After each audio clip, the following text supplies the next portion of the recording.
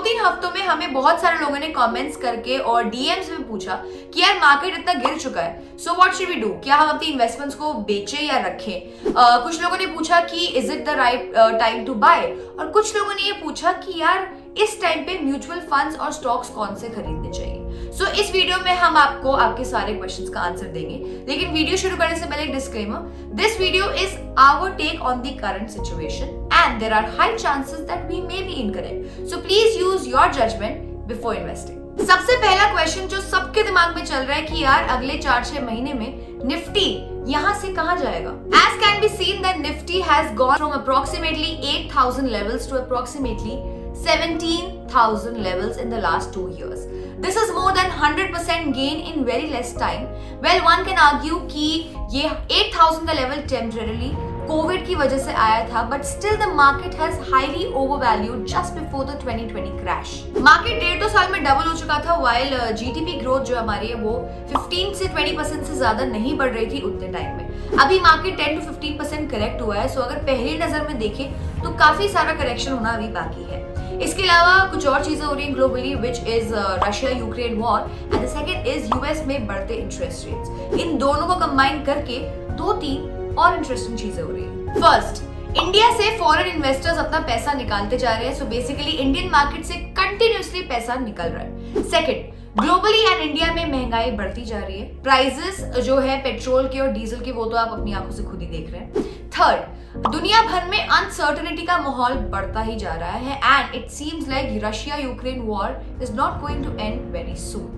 तो बेसिकली इसमें ये सवाल आता है कि यार निफ्टी का जो 4 से 6 महीने में, आज से 4 से 6 महीने में की ग्रोथ रहेगी या नहीं। We think that it's really difficult कि हम कोई ग्रोथ देख पाएंगे निफ्टी में। इनफैक्ट वी थिंक दैट जो अभी के लेवल्स है उसमें भी करेक्शन हो सकता है।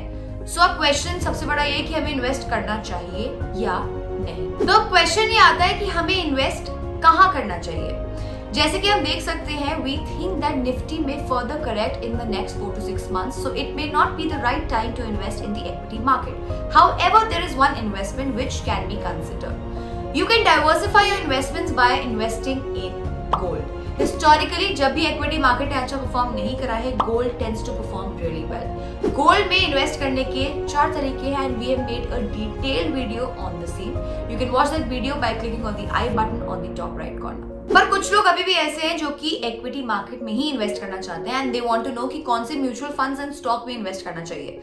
सबसे पहला हमारा जो रिकमेंडेशन रहेगा फॉर पीपल जो कि म्यूचुअल फंड्स में या इक्विटी मार्केट में ही इन्वेस्ट करना चाहते हैं is that please stay away from small caps and mid caps as of now, focus on large caps till the situation stabilises. Also if you want to know कि कौन से large cap में हमें invest करना चाहिए, we made a separate video on the same, you can watch that video by clicking on the i button on the top right corner. For people who are looking for a short answer, you can invest in either Axis Blue Chip Direct or Canara Robeco Blue Chip Equity. अब next question आता है कि कौन से stocks में invest करना चाहिए। देखिए, जब महंगाई बढ़ती है ना, जैसे कि अभी बढ़नी शुरू हो गई है, तो बैंक्स अपने इंटरेस्ट रेट्स को इंक्रीज कर देते हैं एंड ज्यादातर स्मॉल कैप कंपनीज ने बैंक से लोन लिया होता है। सो जब भी इंटरेस्ट रेट्स बढ़ते हैं तो स्मॉल कैप कंपनीज का सर्वाइव करना मुश्किल हो जाता है। इसीलिए जब भी महंगाई बढ़ती है, it is advisable to stay away from mid cap stocks and small cap stocks, specially उन कंपनीज से जिनके पास जिन पे बहुत सारा डेट होता है। इसमें भी it is advisable to stick to only large cap stocks. Exactly कौन से लार्ज कैप स्टॉक में इन्वेस्ट करना चाहिए will depend on your preferences. ये तो बात हो गई इक्विटी मार्केट की, बट व्हाट अबाउट क्रिप्टोज। देखिए, cryptos are definitely going through a very difficult time, also because Bitcoin की acceptance is taking a slight hit because of its high electricity consumption. अब इस चैलेंज से Bitcoin कब उबर पाएगा ये तो कहना भी मुश्किल है। Further, with inflation and increasing prices of petrol and diesel, we are assuming कि electricity का प्राइस भी बढ़ेगा, which means कि Bitcoin mining का प्राइस बढ़ेगा, and with the rising cost, Bitcoin may lose its shine soon. Bitcoin roughly constitutes 50% of the crypto market as of now in terms of trading volume, market cap, etc. And because of this, the whole crypto market is a lukewarm right now. Also, 30% on crypto gains imposed by the Indian government has acted like a huge dampener in the asset class. So if you wish to invest in the crypto market, you can spare 4 to 5% of your portfolio and not more than that. कौन से cryptos में invest करना है will totally depend on your risk appetite. So to wrap up, this should be your plan of action for the next 4 to 6 months. First is keep a certain percentage of your investments in gold. Second, expect a further correction in the next 4 to 6 months. Keep investing small amounts at dips.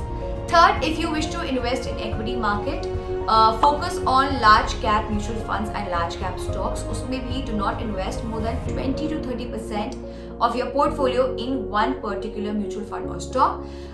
Keep that diversified and spread it into 4 to 5 different kinds of stocks or mutual funds.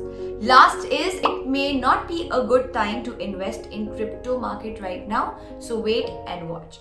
Let us know in the comment section if you have any doubts regarding this video. We will be happy to help. Till then, be kifayati.